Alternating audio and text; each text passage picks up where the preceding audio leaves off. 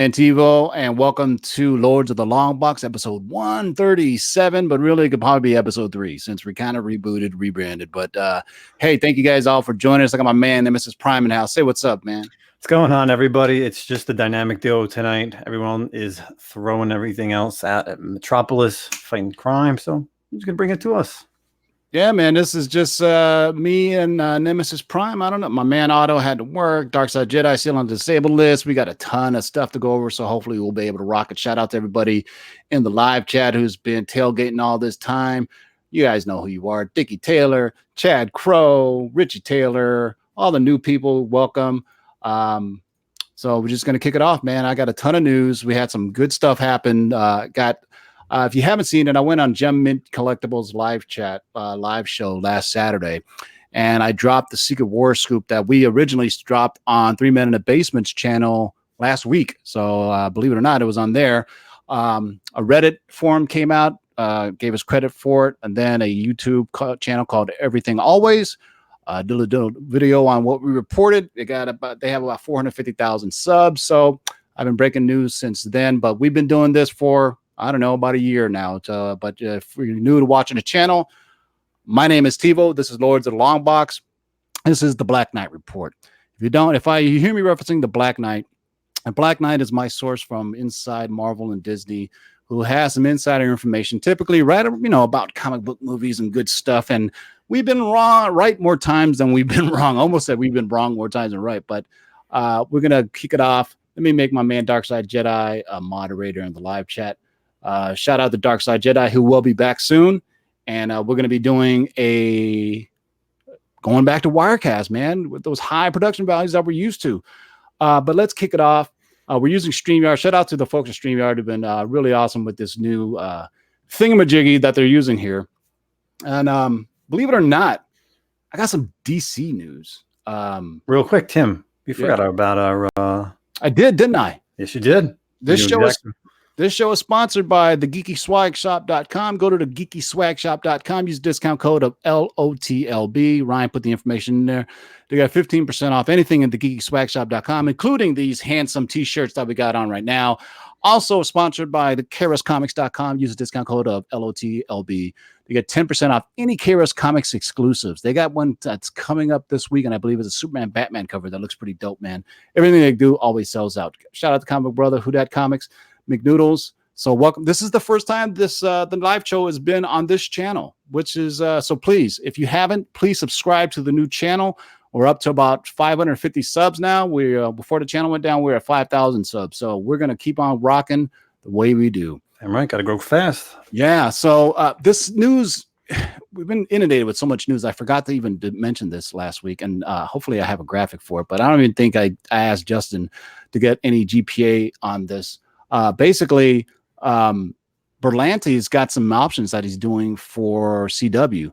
Metal Men, which we scooped here a few months ago. Dial H for Hero is coming. He's working on Dead Man and The Question. I remember we talked about The Question a while ago. Recently, there's been articles that came out about Berlanti having some CW stuff. If you watch CW, you know that Arrow's going away and Supernatural's going away. So those are two long-running shows that they need to fill the slot for. So look forward to that. They're going to be doing that. There is a newer version of Dial H for Hero. But then there's also the original version that I think came out in the Silver Age. So you should look out for those issues. I had the graphic here, but I slipped because I was getting inundated with so much news. Let me see if I actually still have the graphic. I'm messing around with this here StreamYard to get you in trouble, son. But let me go to the next story. If you haven't been paying attention to Agents of S.H.I.E.L.D., and there's a good chance that you haven't been. A lot of people have stopped watching it after a while. But there's reports last week, I believe, that Agent Carter was coming back for the last season, season 7 of Agents of S.H.I.E.L.D., and the spec on this, though, is not Agent Carter. What we're hearing is Deathlok is coming back and will be part of season 7, the final season of Agents of S.H.I.E.L.D., which has been a up and down ride, right? Toward the middle, it was okay. When they had Deathlok, it was okay. When Ghost Rider on it, was really dope. Tough. So they're bringing back Deathlok, and he may continue on into the Marvel Universe. So Deathlok's first appearance, obviously, is Astonishing Tales 25, written by Doug Mensch. Is it Mensch? It's Mensch. And then drawn by Rick Buckler, published in 1974. So the first appearance of Deathlok, and the character's name is Luther Manning. If you remember, he was in about 2 seasons of Agents of S.H.I.E.L.D. They just didn't get to do much with them, probably because the budgets were so low back then, but the budgets are much better in Agents of S.H.I.E.L.D. now. And what kind of price data are we looking about on Astonishing Tales? So for those new to the channel, what we like to do is we talk about something that's happening in either movies or TV. We talk about the first appearance in the comic book, and then we like to go over the prices, and we typically quote slab prices. So if you're new to the channel, you don't want a GPAs, that's an average sale of CGC graded books. So what do we got on sales data on this? Is a big boy book, by the way. Yeah, I mean, this book went up when he was on the show, and then it kind of dipped down. And as you said, I mean, with the announcement that he is coming back, the last 9.8 sale went for $14.95, GPA just under that, $14.49. 9.6s. What a drop off. Look at this. Last sold is $459, and a GPA on that is $478. And we talk about this all the time. The difference between a 9.8 and a 9.6 can be quite the difference if you're looking for prices. Especially in Bronze Age, right? Because there's that happy ground. Like if you get a, you get a Shang-Chi 9.8 in between a 9.6, it's like $500. I mean, this is $1,000 difference though. Yeah. Because you know why? It's not impossible to get this in a 9.8, right? It came out in 1974, or excuse me, 1969. Wait, let me go back. Yeah, 1974. So, that's not that hard to spec on, man. So, the next book I'm talking about, this one is really weird, man. But before we get to that book, I'm going to talk about some other news. So I like to sprinkle in some news as we're talking. Disney is talking about Deadpool 3. With an R rating under the Fox banner, just as they did with Stuber. The filmmakers are trying to utilize the MCU library Heroes, though. So if need be, it'll be a PG-13. Needless to say, a PG-13 is not out of the question. It was an open doors to China and the Avengers as well. If you remember, when Deadpool was released, it didn't get released in China because it wouldn't pass the censors. And we know Marvel loves putting things out in China. It's the second biggest box office in the world.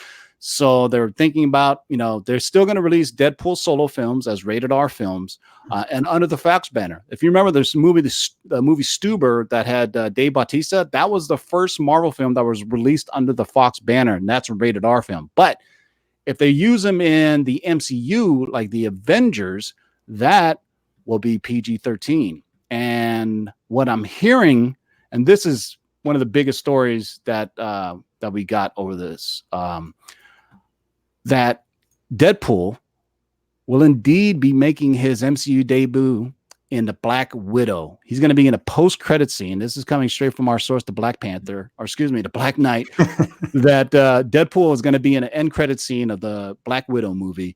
And in that Black Widow scene, end credit scene, he meets up with Taskmaster in a bar. That's how it's so random how detailed this is that I have a tendency to think it's going to happen. Obviously, in the comics, Deadpool and Taskmaster have a history because they're both mercenaries for hire or were. And so basically, I found out that the end credit scene is going to be Deadpool meeting up with Taskmaster in a bar. Immediately, it sounds to me like Deadpool is doing a parody of the first Tony Stark end credit scene when he meets up with Thunderbolt Ross. Remember that? Oh, yeah. That's like the perfect way to segue Deadpool into the MCU, making fun of Tony Stark. I mean, that's something Deadpool would do quite easily, I think. Yeah, I mean, and we've talked about this before. That means if he shows up in a post-credit scene, Taskmaster could return as a villain in another movie, which again gives you that. So that gives you new life. That's long-term spec now for Taskmaster. This quite possibly means that Taskmaster is not one and done. Yep. In the past, I think Marvel was limited to what you saw on the big screen, so they couldn't use everything for everybody. But now you got Disney Plus, you got Hulu, you got Marvel, and one more thing is I just got this today, that it just goes to prove that it's all connected. Yes, including the Marvel Knights Netflix characters. So in the past, and on this channel specifically, when Disney bought Fox, we said, what's going to happen with Netflix? We find out all the Netflix shows are being canceled, and everybody's saying, oh, it's going to come on Disney Plus, it's going to come on Hulu. This channel said it would be great on FX, and sure enough, we're finding out that when the 2 years is up for the characters, they're going to be coming over to FX, and FX allows you to put rated, really kind of R-rated content on it. If you watch Snowfall, or if you watch the Sons of Anarchy, or the Mayans, and all that stuff is really easy for them to do rated R material. So we're finding out that the Netflix characters, the next could include Punisher. Now, I'm not hearing if the actors themselves will be coming over, even though it's funny, like they just auctioned off a bunch of stuff, for the show, but that was, saying bye-bye to it. So I'm thinking that it could be casting new characters, although I wouldn't mind seeing Charlie Cox back as Daredevil, right? Yeah, we could definitely see Charlie Cox. I mean, Jessica Jones, what's her name? She was great. Luke Cage. What about Finn Jones? Come on, we got to get rid of him. You can't say it now. We're a family-friendly show, kind of, but Finn Jones Fridays, you know what I'm talking about. But like Finn Jones, definitely replace him as Iron Fist, right? I would think they would do that. Luke Cage, it was like, I'm agnostic to Mike Coulter's Luke Cage. He was okay. I'm thinking it better, but Charlie Cox absolutely needs to come back as Daredevil. I think he embodies Matt Murdock and all the bad stuff that he happens to. And that's just a great picture of Jessica Jones right there. I'm just going to stare at that for a little bit. You got her butt covered by the L. Come on, you got to move that over when you're doing these. Yeah. Oh, so you know what? This is a good thing about having a Black Knight. I sent him the link for the show, and he's saying it's no recasting. So we are getting all the same characters, good or bad. Hold on, I need to ask him about Finn Jones, because this is live YouTube, y'all. Yeah, absolutely. So it's going to be Charlie Cox, going to be Mike Coulter, what's her name to play Jessica Jones, and Finn Jones. So yeah, 3 out of 4 is not bad. You know what I'm saying? Jeez, man, that's brutal. But hopefully Finn Jones has enough time to train this time. So about 3 months ago, maybe 2 months ago, we released something to you all called the long-term spec list. And the long-term spec list is a reserve list that DC and Marvel Comics, more prominently Marvel Comics on Disney and Marvel side, Kevin Feige will put a reserve on characters that he wants to use. So for down the road, he's like, you know what, I'm holding this character, so Jeff Loeb, don't use him for any of your properties. Just so you know, Jeff Loeb and Kevin Feige are cool, right? And Jeff Loeb is going to be running HULU and FX and ABC. Kevin Feige is doing MCU theatrical releases, and he's doing just the miniseries on Disney Plus. I mean, he can't do that forever. He just he just doesn't have enough time in his hands. I'm finding out from the Black Knight as we speak, the outfits that were auctioned off were sold because they were property. They belonged to Netflix. Remember, Netflix ponied up all the money for the production on all the Netflix shows. And that's why they, in part, were canceled, because it was too expensive for Netflix to run those shows when they don't own the intellectual property. So that's why Marvel was like, hey, we're going to make it 13 seasons long. You guys are paying for it. What do we care? But, I think to a fault, though, it caused probably the quality of the shows not to be as good, because 13 hours is too long for a single series, right? I mean, if you look at Stranger Things, that's great. It's like 10 episodes, right? I mean, just like The Boys, 8 episodes in, 8 episodes. The Boys, I wish was longer. I mean, so many of and it's weird how they did that with Jessica Jones too. I think it was the last season, which I stopped after the second episode, but it went 13 episodes too. And I was like, man, it's just too long. And here's the funny part. One of the better parts of the Netflix series was Defenders, which was only 8 episodes.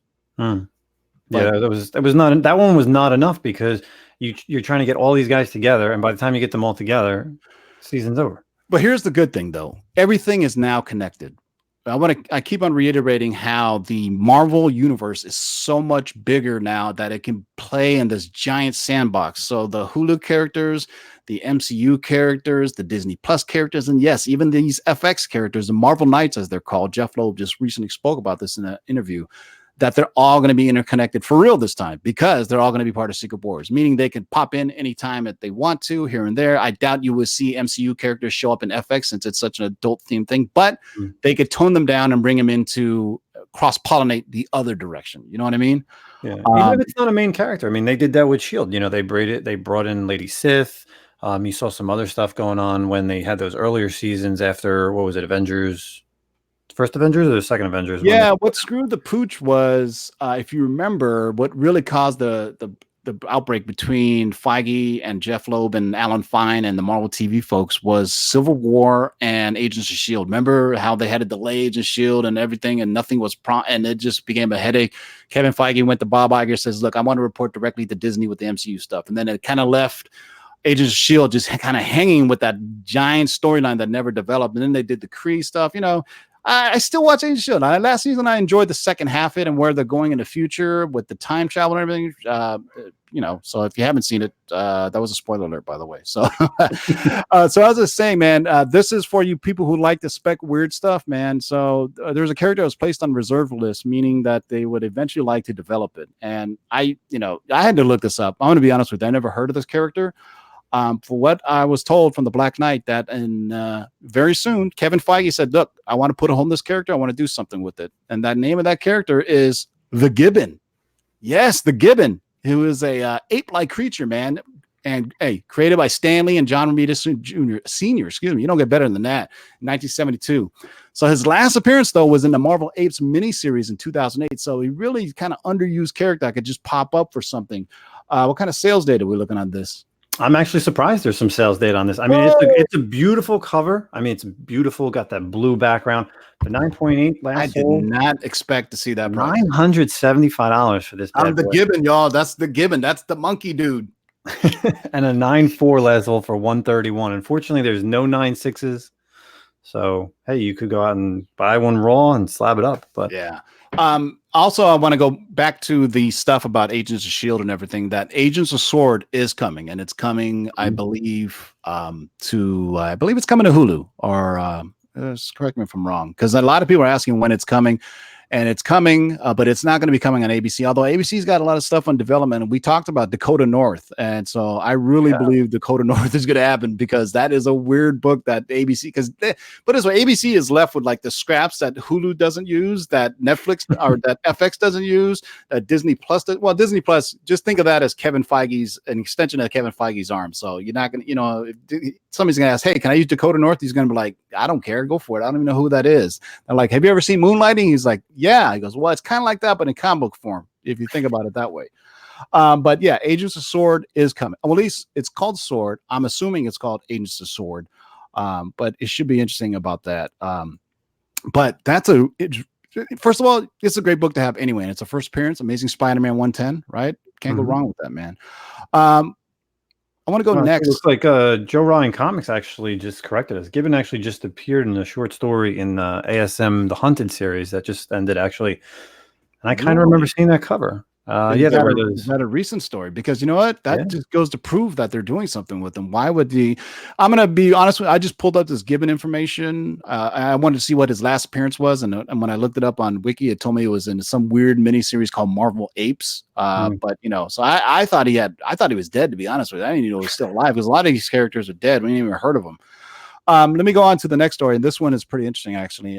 According to multiple insiders, New Mutants, not related to the movie, is coming as a TV show. You know what's funny is Bill Sienkiewicz, say that right, you guys, not Sienkiewicz, it's Bill Sienkiewicz, recently talked about he wished the New Mutants movie would be better, because people are saying how bad the movie is. Well, Marvel wants to take the New Mutants and they want to make a series out of it, and put it on to the Disney Plus side of things, because now that they have all the mutant stuff. So, I mean, if you don't know, New Mutants graphic novel number 4 is a great book created by the legendary Chris Claremont. Bob McLeod did the art, came out in 1982. Here's what the interesting part a lot of people don't know. It's the first appearance of 4 of the New Mutants. The other one, Karma, is first appearance as a Marvel Team Up number 100, the first ever Vietnamese superhero in the comics. And my suspicion is this book has quite a bit of sales data. Yeah, this book, I mean, it's definitely up there. I mean, you can grab these books for, it actually dropped. Yeah. That's how bad the movie got, that it dropped. I remember when it first was announced that they're doing a New Mutants movie, this book was getting a lot of play. And now look at a 9.8. Oh, how the mighty have fallen. It's pretty interesting. I mean, both Claremont and McLeod were at Terrificon this past weekend that I was at, and a lot of people were getting this book signed. And I mean, I have mine. Mine is double signed by McLeod and Claremont. Yeah. I mean, I wish we would have dropped this news last week. I would have walked up to him and asked him, what do you know about this? Is it coming to I the gave you TV the report. series? Did I? I gave you the Black Knight report. I'm pretty sure of it. I give it to you early. Oops, sorry. Ah. But be careful out there, guys. There's multiple printings of this. So there's a whole video we can do on how to find out what printing this is. We just don't have time for it. But if you search on YouTube, I'm pretty sure YouTubers would tell you how to go about doing that. Next up is a book that we've all kind of gotten over time, man. And I think it's time for this book. This is what we like to call a double spec book. Boom. Iron War Machine is getting his own miniseries as well on the Disney Plus platform. So Iron Man. So here's my thing. I don't think it's going to be called War Machine. I just don't think Disney Plus wants to use a title that has war in it. You know what I mean? Maybe Iron Patriot, maybe call it Rhodey. But we do know Don Cheadle is coming back and he's going to reprise his role. What kind of sales data are we looking at this book? This is a book that everybody or probably already has in their long box. Oh, yeah. Modern book. I mean, 9.8 the last sold, 168 GPA, 90-day GPA is right around that. 9.6 is going for 105. So, I mean, this book is probably, I've donated this book. I can remember having this in my collection, and I donated this probably at least a few times before they announced the movie and he was going to be in it. But this is a good book, guys. I mean, with him coming into a series and getting his own show, I mean, this could definitely increase in value. So this is a nice and little investment book for anybody who doesn't have it yet. Yeah. So shout out to JLS Comics. Find one with the Canadian price next to it. $4.95 is easiest way to tell it's a first printing. There you go, man. Let me make JLS a moderator. He used to be, so he's got the power back. He's got the power. Okay. This next book I am super stoked for. He's getting his own Disney Plus series. This book has been hot for a minute, and it's in the Doctor Strange realm. Here's the interesting part about this. This book got hot when Doctor Strange movie appeared. And we're finding that Brother Voodoo, which may not be the same title of it, is, because I don't know if you can get away with Brother Voodoo in such a PC climate. Yep. But Strange Tales 169, the first appearance of Brother Voodoo, Jericho Drum, created by the great Len Wein and Roy Thomas, art by Gene Colan, published in September 1973. In the first Doctor Strange movie, his brother Daniel Drum was in it. He's the one that was protecting the Sanctum Sanctorum in New York and was killed. Spoiler, by the way. But he was killed. And in the comics, you see that cover right there, that spirit form is his brother. Mm-hmm. So that's him there. So that totally draws into the Doctor Strange universe, draws into the multiverses, it draws into everything. And this book has been hot for a minute, ever since Doctor Strange came out. And you're going to see that right now. That is now, this 3 or 4 years ago, this was not a big boy book at this point. No price. way. 9.8, guys, $3,600. And with no GPA, as you can see, that means this book has not sold in at least over the last 12 months. I could not find another sale. And you know what's funny? The man from Beantown, he actually picked up a copy of this this past weekend at Terrificon. So, good luck to him on whatever he gets that grade. And then, as you can see, 9.6 is cut in half. Good. 45. 9.6 is still expensive for this. I have 2 copies of this. The highest grade I can get out of it was like a 9.0. It's hard to find these in 9.8. It's just that it's not a book that people took care of. You know what I mean? Still a cool character. I mean, he got some prominence as part of the Avengers later on. But that as soon as people saw that was Daniel Drum in the Doctor Strange film, people lost their minds because they just said, let's start buying this up. And that's what happens, right? Mm-hmm. And if one Strange is good, 2 Stranges are even better. Cleo, Doctor Strange's on and off again love interest, and when I say off again, because she got killed in the comics, so that's a hard breakup right there. But Cleo is getting her own her own Disney Plus series as well. Now these are all miniseries, so these can be 4 episodes, 6 episodes. A good way to introduce the character, maybe put them in a film. But this is a great book. You know why? This is a double spec book. This is also the first appearance of Dormammu, who was obviously the main villain of Doctor Strange #1. So Strange Tales 126 is the first appearance of Cleo and Dormammu. Look at that. Lee and Ditko. You can't get any better than that, right? Maybe Lee and Kirby, but I would argue Steve Ditko is a better artist than Jack Kirby, but that's just my own opinion. Published in 1964. Are you getting ready for the sales data? It's going to blow you away. Skadoosh. Boom. No 9.8s out there at all. That means there is none. So you could be a lucky winner if you could actually have this and get this graded. But look at that. Like you said, big boy books for your people. 9.6 last sold is $2,100 plus. No GPA because there is probably only one sold in the last year and a half. And for all you people who are obviously can't afford that, prices, we give you an 8.0. So as you can see, it's like a $280 book. 90-day GPA is $347. So it's on the down slope, but it could pick up. But of course, with this movie news, and if you guys are buying it and specking on books like we're telling you, Lords of the Long Box. I bought it when Dormammu was announced, and Dormammu was the villain because he's going to stick around. I have 2 copies, and my copies aren't even that high grade. They're that hard to find. But all these Strange Tales books, man, Strange Tales 110, 111. It's too late to get on Nightmare because Nightmare's first appearance is also the first appearance of Doctor Strange. So good luck with that. So but that's a great book to have. Hold on, I'm getting message by my source as we speak. Cleo will be teamed up with Brother Voodoo on Disney Plus. There you go. That's an update. He just found out right now. So the Cleo and Brother Voodoo are going to be together. So whoever watches the show, or if you got a Twitter account or whatever, the news is actually here. This is updated real time. So the title is going to be called Strange Tales, and it's going to feature a team up with Cleo and Brother Voodoo. That's freaking awesome. And if you didn't know, they also rebranded the HULU stuff. Remember, it was they just called it, Spirits of Vengeance or whatever. It's being called Adventures into Fear, which is features the first appearance of Howard the Duck. So that's cool because I think if it's going to be on the Disney platform that I think you want to stay away from, but although it's Hulu, but I think Adventures into Fear kind of gives you that old vibe from the Silver Age as opposed to Spirits of Vengeance, which came around in the modern age. I think it sounds cooler to say Adventures into Fear. That's what Jeff Loeb believes, and Jeff Loeb is going to be running all the Hulu stuff, but everything is connected. Just remember that. It brings in all that horror stuff. So we talked about Man Thing. Well, we've been talking about the horror stuff forever now, man. So Key Collector app just recently spec'd on a book that we've been spec'ing on, which is Howling Commandos of S.H.I.E.L.D. #1, the first appearance of Glyph, which has been reported on numerous sites now. It looks like that's going to finally happen. So that's another big boy book to get. Well, not a big boy, but I mean, our boy King of the Golden Sea James been buying up those Glyph books like crazy. I want the book to pop just for him. And also there was rumors about who they're going to be casting for Cleo, and she's going to be Asian. So don't what specifics are, but there's a lot of that mysticism with Asian culture, and plus they're doing the whole diversity thing. They want to get characters of Asian descent, of African American descent, and it makes sense for them to get more Asian characters because it builds that market for them in China, which is a huge box office, right? Because they want the streaming platform to be worldwide. So it's going to be big, man. I'm really stoked for it. The Hulu stuff has me more excited than the Disney Plus stuff, to be honest with you, because I really want to see what they do with Ghost Rider. It was going to be Blade. Remember, Blade got swooped up and got taken over there.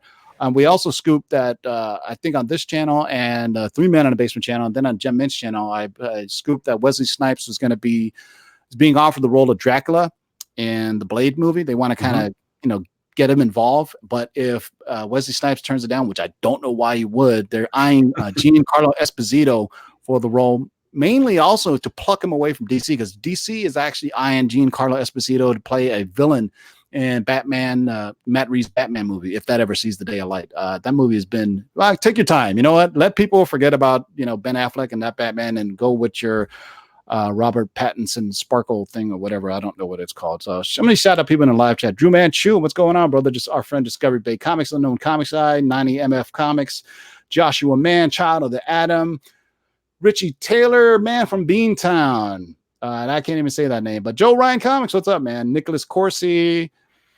I just go on and on. Tony Sanders, what's up, buddy? He did the top 50 tag comics that I did. Seeking Near Mid Comics, mahalo, brother. Try to keep it rated PG-13 in the live chat, David. I always got to worry about you, man. So that wraps that up. So here's an interesting story that's really, really early, but my insiders have said there's no development has begun yet, but the original Human Torch and Toro is being discussed for a potential miniseries at Disney Plus. That is wild to me that they can do that. Disney execs would love Chris Evans in the role as Jim Hammond, who was obviously the first original Human Torch, who came back like in the Copper Age or the Modern Age. Remember, he was floating around, Jim Hammond, and is modeled after Steve Rogers. So this is a way they could bring young Chris Evans back into the fold. There is also the story about there being a Chris Evans miniseries with Peggy Carter that's going to take place, when he goes back in times and stays there, and it's going to follow him along, and going to introduce the Red Skull who's coming in secret. Oh my God, there's just so much news. It's just like I'm literally just halfway through this list right now. It's kind of crazy, but shout out to the Black Knight Report and giving us all the goodies. This one is really interesting, and this one's already been teased. This is also a double spec book, man. Marvel Superheroes 18, the first appearance of Major Vance Astro, Martinex, Charlie 27, and Yondu, published in 1969, art by the great Gene Colan. Yes, people are going to be buying this book up again. Sylvester Stallone is in talks with Disney Plus to reprise his role as Starhawk for the Ravagers miniseries called Guardians 3000. Michael Rosenbaum as Martinex, Ving Rhames as Charlie 27, and the great Michelle Yeoh as Alita would then return. Pip the Troll and Vance Astro are being tossed around as well. Pip the Troll was on our long-term spec list, if you remember. Yes, he was. There was also a Guardians 3000 run that came out, I want to say like 3-4 years ago, that was based on the original Guardians of the Galaxy. If you remember, these cats. And it was a great series because everybody was used to the Bendis run of the new Guardians of the Galaxy. And this reintroduced the old Guardians of the Galaxy. But if you remember, this book popped when the first Guardians of the Galaxy movie was announced, and that's why the prices are pretty high. Good Lord, have mercy. I don't even know if that's a big boy book. That's I need to win a lottery to get this in a 9.8. Look at that. Has to be a one-off. Oh yeah, but look at the date. Yeah, 9.8 was in 2014, so that was the last grand, sale. 19 grand for 9.8. Go ahead, man. And then dropping that again, we always talking about this. 9.6s drops it like $17,000 to $2,850. But you know what? If you don't have that type of money, guys, go out and get an 8.5. They're around $500. 90-day GPA is 602. So this is definitely a good book to spec on because I remember when they first announced Guardians of the Galaxy, this was the book that everybody was buying. But then James Gunn said, I'm doing this run, and everyone says this is a lot of info. All can't be true, and you are correct, sir. We won't say it can't be 100% true because things are always subject to change, But and we're talking. This can be in a year, it can be in 2 years, it can be in 3 years. Marvel isn't going anywhere. They got all these multiple platforms and a bunch of things. Anderson's Jr. Hello from Brazil. Obrigado, mi amigo. That's my horrible Portuguese mixed in with the Argentinian Spanish accent, which sounds Italian, by the way. But that's what we're hearing, man. I mean, you have to realize there's just so much room for these things to come out on that they have multiple platforms now, and so a lot of ideas are being thrown around of where they can put it. But look at that! Did you just get a comic book? I didn't even speak. Don't shoot me. No, I gotta mail something out for the wife. I was gonna say she's handing you a package. She goes, did you just get something? Yeah. Awesome, man. Real life. So all this stuff is subject to change, but here's something that's going to get a lot of collectors excited. And I dropped this on somebody else's show, and I talked about it on Twitter. And I will tell you this: the folks in Brazil got super excited. I was retweeted by a Portuguese Twitter account that was Marvel fans that I got a bunch of retweets on that I didn't understand because it was all in Portuguese, and my Spanish is pretty basic, so my Portuguese is really basic. Captain Marvel 14, the first Kamala Khan. She is putting her in Captain Marvel #2. They want to introduce Miss Marvel into the Captain Marvel world. So, and they want to try to keep her away so people don't get confused with Captain Marvels and Miss Marvels in any way. So I don't know if they're going to name her Miss Marvel, but she's definitely coming because the popularity of the character is pretty big, as evident in these sales data. This is pretty amazing. This book has been hot for a minute. Yeah, I mean, we talked about this. I think our first show on the 3-man side, briefly. I remember, but 9.8s are about $400. I mean, that's nothing. That book has gone everywhere from $200 to $400. Yeah, but that's just a regular cover too. Yeah, that's just the regular one. Yeah, I did find out going through sales data that there is a $3.99 price newsstand variant, and that bad boy goes for $1,700. That 1 in 30 variant on the left there, that one is fetching major dollars. The Amanda Connor variant is an unbelievable book. I'm sure at that point, with 14 issues in, nobody was ordering at minimum 30 copies. There's maybe Midtown, maybe some of the big retailers, but your local LCS was not ordering 30 copies of this book. So that's why this price at $1,400. Think about it. Nobody knew back then that they were going to be introducing. If they did, they didn't think the character was going to pop. So 1 in 30. Most shops maybe got what, 1, 2. They would have to order 60 of some other book, maybe Captain Marvel 13 or maybe Captain Marvel 14. And if they ordered 60 of them, they'll get 2 copies. So, well, you know what? They don't even do 1 in 30 variants anymore. No, they don't. It's one in one panel. It's not even. It's a full appearance. It's a cameo. But yeah, so you have. I think Captain Marvel 17 is the other big book on this, right? I mean, if you think about it, you get 1 in 25s nowadays. You get 1 in 50s nowadays. You rarely ever hear about a 1 in 30. It's almost unheard of. Maybe that's why it's so rare. Yeah, I haven't. I mean, me being the variant whore, the variant 1 in 30s don't ever appear anymore. It's 1 in 10s, 1 in 25s, 50s. Joshua Mann asked, is it true that Captain Marvel 2 want to be an adaptation of Secret Invasion? Quite possibly. I haven't found anything yet because it's probably phase 5. So I'll see if I can find out for you from the Black Knight. Not Black Knight, if you're listening. Any ideas on the storyline that Captain Marvel 2 is going to be using? Because a lot of times characters are put out before stories are, right? They'll say, hey, I want to use this character. We'll figure out how to put him in a story. Most famously, Mahershala Ali called up Marvel and said, I want to be Blade. They threw everything aside. They go, okay, we don't have a story for you yet, but you're going to be Blade. And then they worked on it afterwards. So a lot of times it's just getting the character first. So I will just ask the Black Knight right now if he's hearing anything about the storyline for Captain Marvel 2. And then by the time the show is end, we'll release it to you. We're almost done. One major big goodie that I want to drop that I don't have a graphic for, so we're just doing it old school, man. We're going to drop it on you. This one is pretty exciting to me because with Venom number 3, and I should have thrown up a Venom graphic, but we're on podcast too, so a lot of times you don't need it. With Venom number 3, Kevin Feige is going to be taking over the Venom franchise for one film. Sony desperately wants Venom to meet Spider-Man, but obviously Kevin Feige owns the rights to Spider-Man in the MCU. But the only way for that to work is the MCU is to have Feige in control of the wheel. Feige has a no villain rule, and we've talked about this in the past. And guess what they talked about today? They talked about the Doctor Doom movie isn't happening. The Noah, whomever, the director or writer of the Doctor Doom, he wrote a Doctor Doom treatment. Well, it's not happening because we told you. Feige does not do villain films. He does not do villain films, and there's not a Doctor Doom movie. And guess what? There isn't. There's not going to be a Dark Avengers film because guess what? Kevin Feige is not going to do a Norman Osborn character that is featured prominently in the MCU because he doesn't own the rights to it. He has to get permission from Sony. And why would he give Sony the money if let's say he puts Norman Osborn in any type of movie, and then Sony says thank you, and then they basically, in the wrestling terms, what do they say? They make him pop, right? When a character comes out and everybody goes crazy, right? He pops. I say Norman Osborn pops in an MCU film, and then Sony puts them back into their world, and then they get the benefit of all this popularities. They didn't mind, so it's Spider-Man, right? Spider-Man Far From Home making over $1 billion.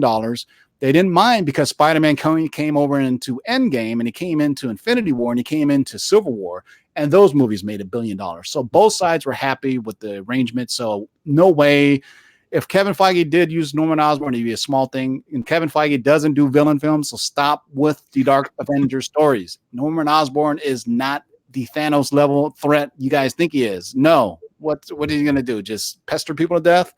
Bad hairdos? That's the only thing I can think about Norman Osborn. But he's a great character for Spider-Man. Not so much a great character for the MCU. I mean, and I know in the comic books they did it, but let's be honest with each other. In the world of Spider-Man, things are segmented.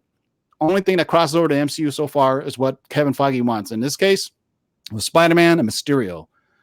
Venom has never crossed over. So let me get back to that story about Venom.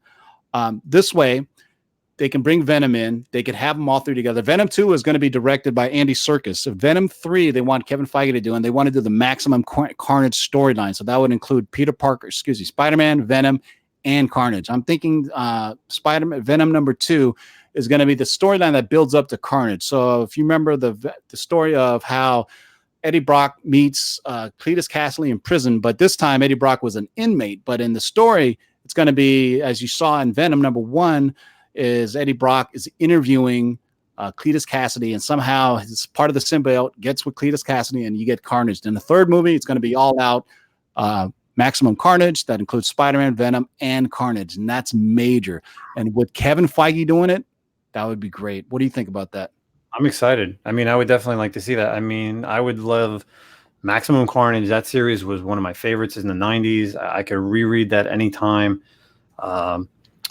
You know, we always are waiting for that the Amazing Spider-Man 361 to pop. I mean, it's going to pop soon then. You know, like you said, Andy Serkis he's a great actor. I think he'll do a great job with Venom too.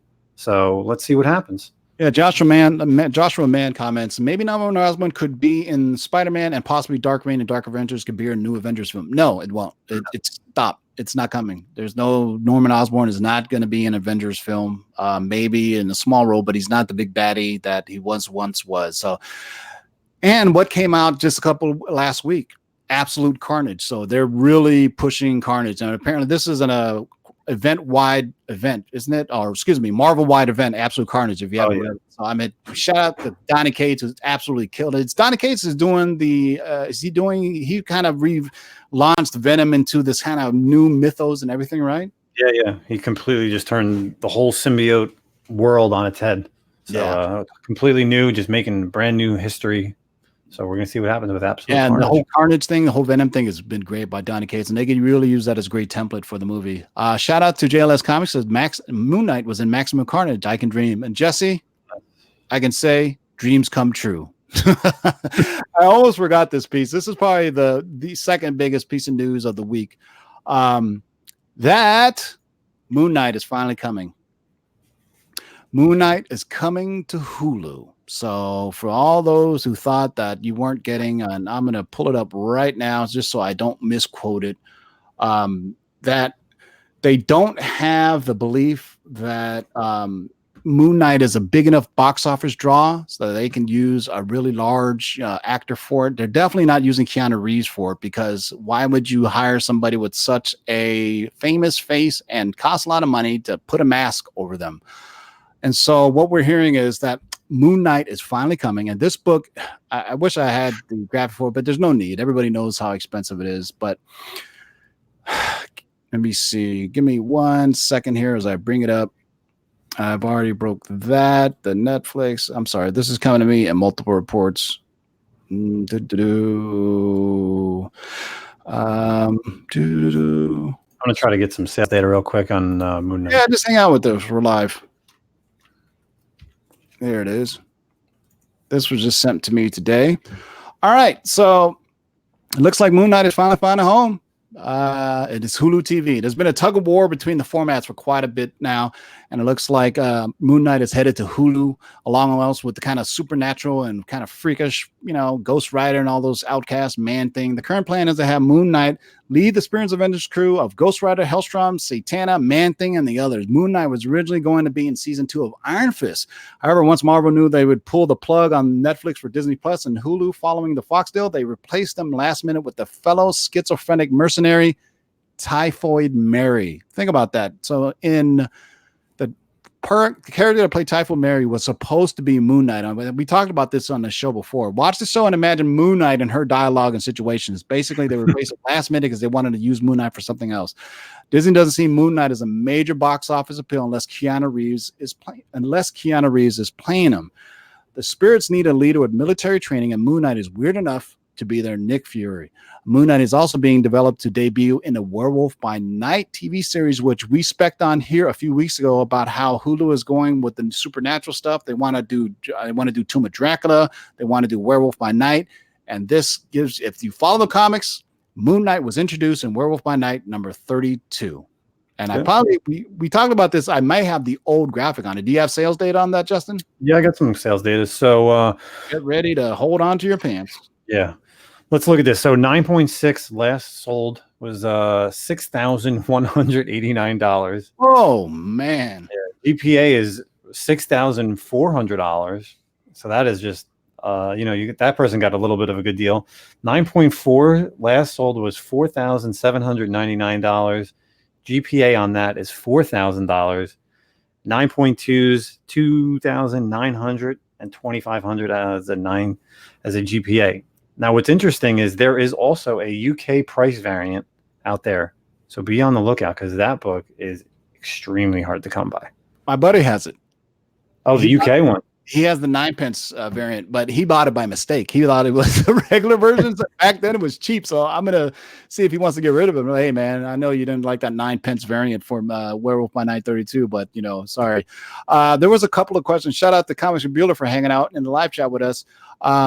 Somebody asked about the storyline for Captain Marvel 2, and I just asked my source, the Black Knight, and he says they're leaning towards Secret Invasion, but nothing firm yet, so they're still getting that data. There's just so much on the plate right now. It's kind of hard to believe.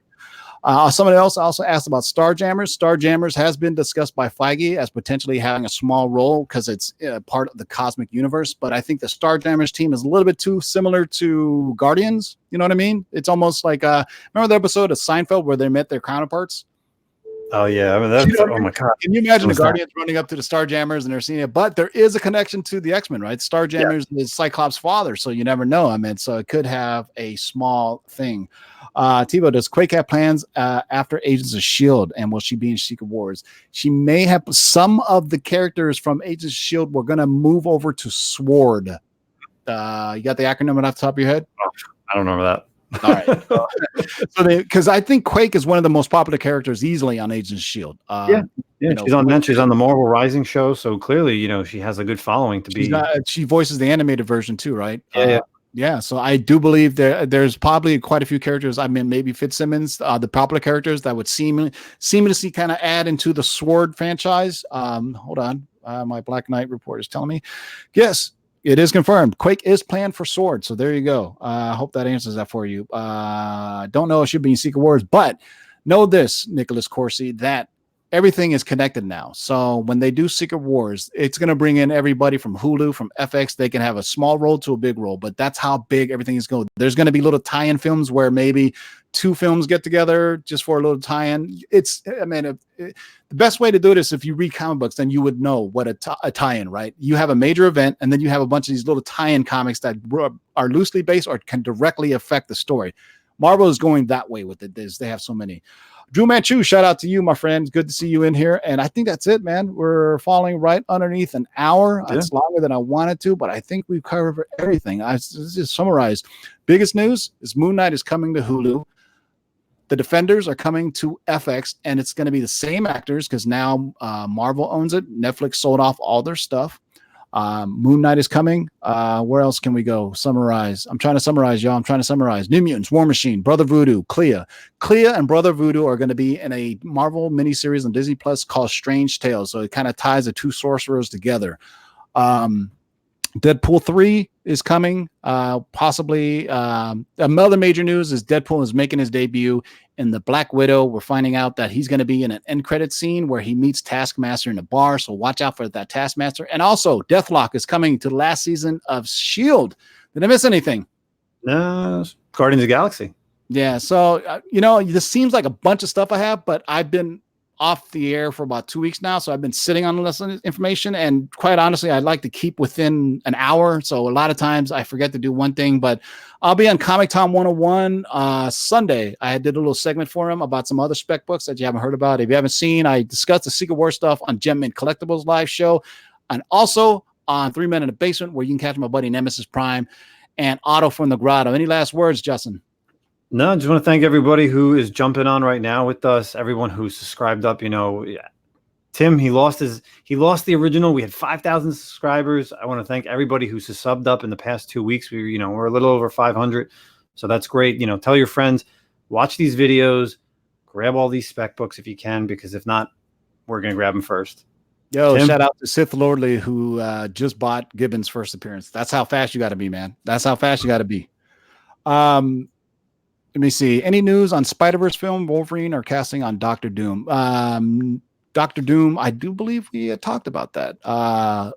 Yes, it's who did we say? The guy from Lord of the Rings, Viggo Mortensen. They're looking at Viggo Mortensen to play Doctor Doom for the Fantastic Four movie. If you want any information on the Spider-Verse film, tune in to Comic Tom 101. I draw some exclusives on them, and that video will be up on this Saturday or Sunday on the Comic Tom 101 channel. Nothing on Wolverine yet. From what I've heard, they're kind of pushing it back a little bit further since it's so fresh since he just died. So we'll see where that goes. So all the casting information is kind of out there right now. That is not really. I can't find anything on my source, but you know that they would drop Wolverine as somewhere really big because that's not something you just drop in a press release. You know what I mean? So that's where it go. JLS Comics just sold his Gibbon first appearance with Sith Lord, and you may have bought it off him if you just got it off of eBay right now. So, hey guys, I appreciate it. We're on every Wednesday for the live show, and I try to do break off segments in between. Also, the Lords of the Long Box webpage is up and running now. I'm still working on it. WordPress is new to me, so I just posted an article about new Moon Knight and the Secret Wars in there. Go to lotlb.com, the short for Lords of the Long Box. And we'll be back on Wednesday. Make sure to check out our friends on 3 Men in the Basement, Gem and Collectibles, Comic Time 101, who are all helping. We're able to help me get back my subscribers. And please like this video and subscribe to more great content. Also follow me on Twitter. Just search Lords of the Long Box. I've been out there for a minute. If you search Lords of the Long Box on YouTube, there's videos that other people had posted from 3 or 4 years ago when I tagged them or anybody had talked about something. So I appreciate everybody for hanging out with us, and we will see you guys real soon. And as always, boys and girls, keep digging in them long boxes. Peace out.